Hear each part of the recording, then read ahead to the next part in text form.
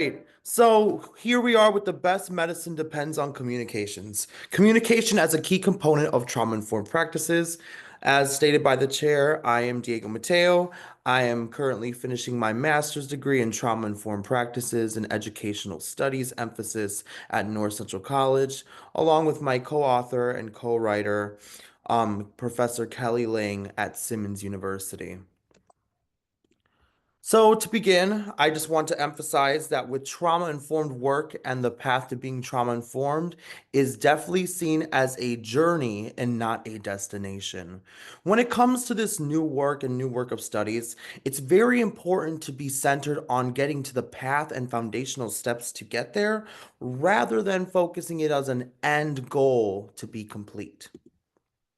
I want to share this quote with us all before we dive into the research and before the mechanisms of solutions. It was from Rupi Kaur, and it states, "It was when I was stopped searching for home within others and lived at the foundation of home within myself that I found that there were no roots more intimate than those between the mind and body that have decided to be whole." So this quote is really resonating in terms of this trauma-informed work, as we know, can be very heavy topics. So at all, I just want to give a brief trigger warning for any health violence, health microaggressions, and disparities in the health field that may trigger emotions from anyone in the audience.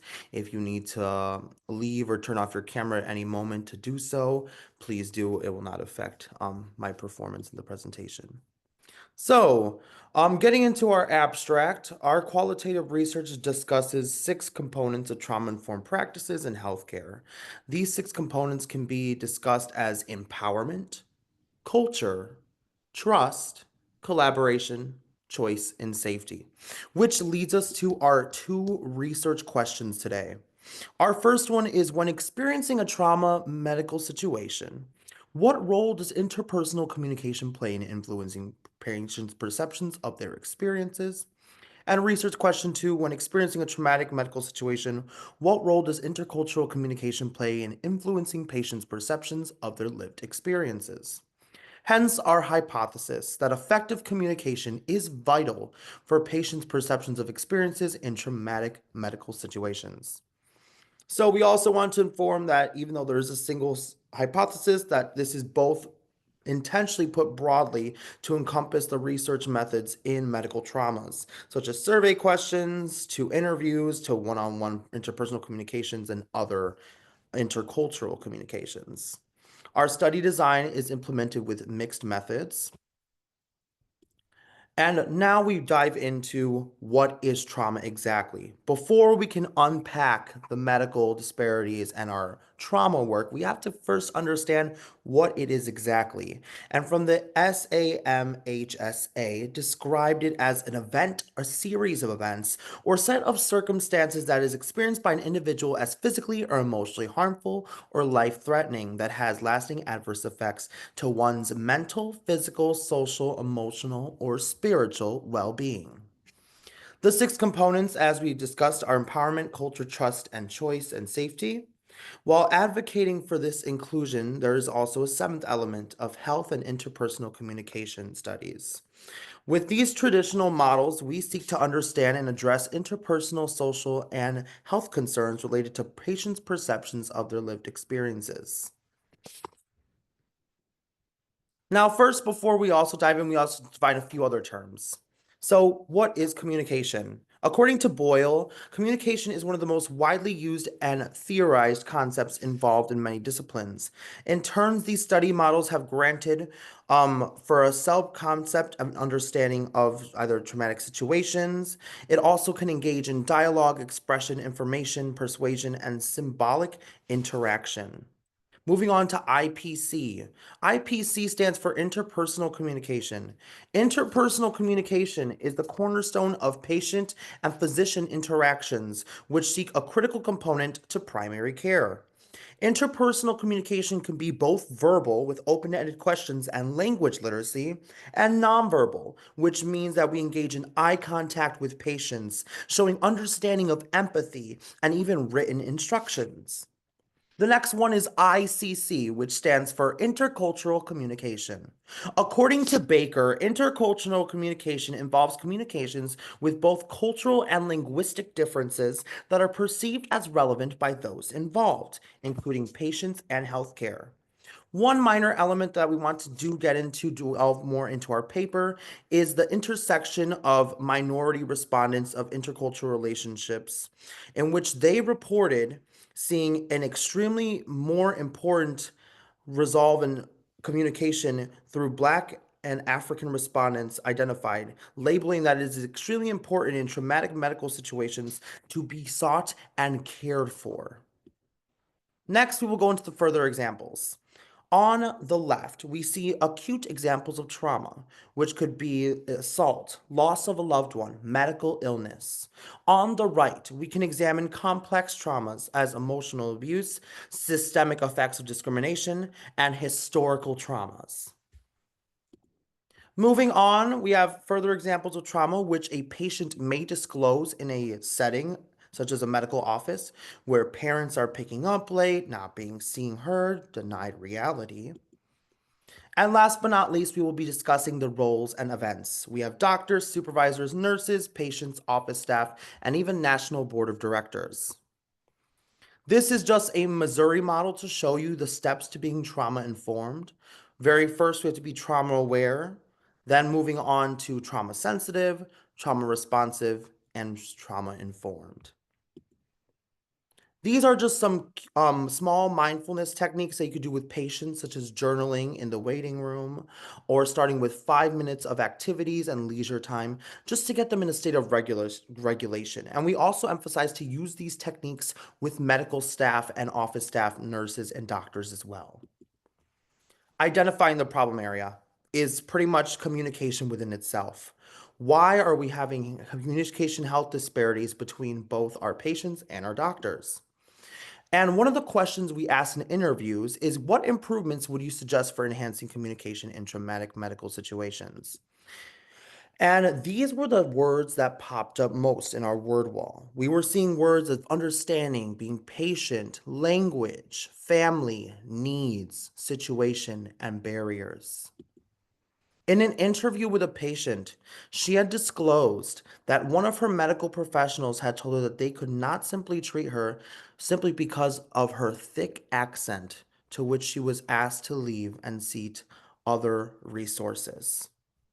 In another interview with a staff member, when telling a patient to breathe and calm down, the patient responded to the staff member that they do not understand what it means to lose a child, not knowing later that the staff member would disclose in an interview that the staff member had lost a child 5 years prior to this incident.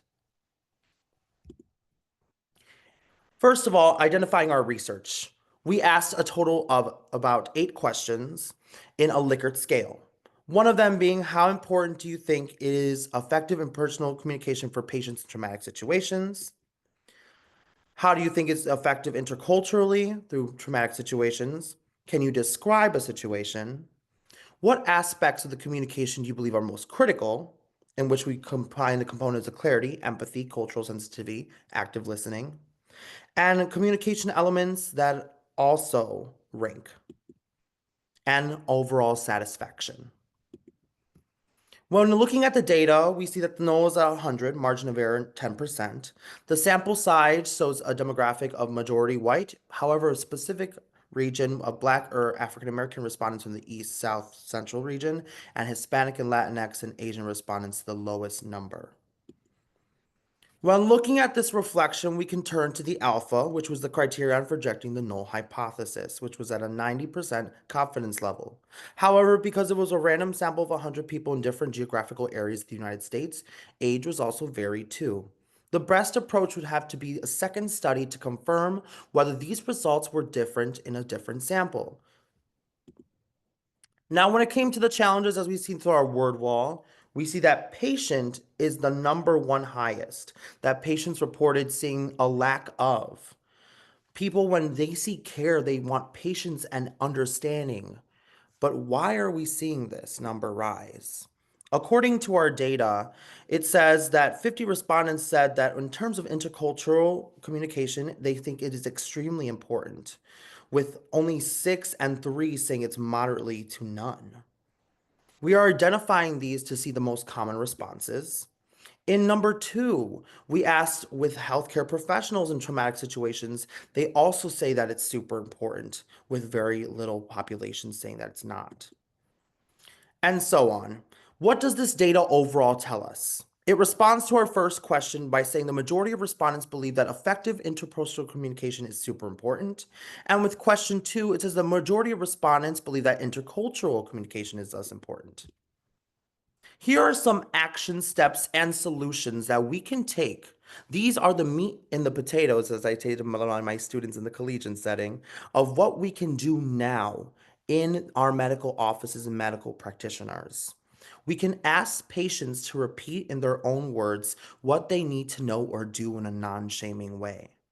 Not test for a patient, but how well a provider can explain a concept. A chance for a check for understanding, and if necessary, reteach the information to the patient. Also, with patients, do not ask a lot of yes or no questions. Do you understand? Do you have any questions? Oftentimes, as a personal educator myself in the K through 12 system, we talk about chunking and checking. Trauma-informed approaches. This is pretty much just an overall definition of what a trauma-informed organization can see when they recognize the signs, respond, and resist to re-traumatization. We argue that these recognizing, responding, and resist and realize are effective strategies for all medical offices, practitioners, and staff when being informed on trauma-informed training. Trauma-informed training can go back to the chronological age of 12, developmentally is 6, and street smart is 36. Individuals from trauma are experts at survival. This is Dr. Daniel Siegel. He explains a concept of the upstairs and the downstairs brain when patients or children are emotionally dysregulated and how they can begin to understand why their brain works and reacts the way they do. Well, simply because they're not connected. More importantly, we go into polyvagal theory and more solutions on how to deal with traumatic situations, whether it be a loud noise that we may get triggered, or by regulating our body through mindfulness and positive social interactions. Sometimes people will engage in freeze, fight, or flight in a medical response situation in which they have to recall a traumatic event. We've also seen fright and fawn, also flag and faint. One thing to notice is that even though this work was centered on research by not only the age respondents, it's important to see that childhood and adolescence take a huge component into adulthood. So if, for example, if a child were to have negative perceptions towards medical staff at a young age, it is definitely seen in communication perceptions when they are older as an adult and through their children. In medical offices and hospitals, we should implement trauma-informed booths, amygdala reset stations and calming center, calming kits, online and virtual therapists, and written verbal trigger warnings for all, including office staff and nurses who, before walking into a patient's room, it would be key to identify these triggers as well as therapy dogs. Also, being able to provide these physical spaces on a level of infrastructure is super vital. And then a big takeaway is allowing the patients to be part of the evaluation process. This one is just to give yourselves a big hug as a solution to pose for the individuals, especially for nurses. We've seen in a qualitative interview in our research, a nurse described that she would always give herself a big bear hug before seeing child patients with trauma. One that we had practiced with participants in our interviews was exhaling, inhaling, exhaling, and inhaling as a way to find regulation with that. Also, deep breathing and mindfulness and somatic practices, compassion and grounding techniques. So what does this collaborative problem solving look like? So what I have identified in my work in schools is that there is a social trauma responsiveness progress report project online. This allows the trauma to be on a whole level, prevention and early training, and targeted at an organizational level. If you put your organization through this trauma progress report, you will can able to evaluate yourself on mastery, progressing, and emerging, and the different domains that you could work on to use that. So my biggest takeaway from this short time that we had today, my friends, is one that you matter, that you are loved, and you are allowed to speak your truth and to trust in the small wins. As always, trauma is not, when going to trauma informed, is not a final destination, but a journey. And I want us all to walk away with this mantra that we can trust ourselves and we have the ability to walk through any storm. Thank you.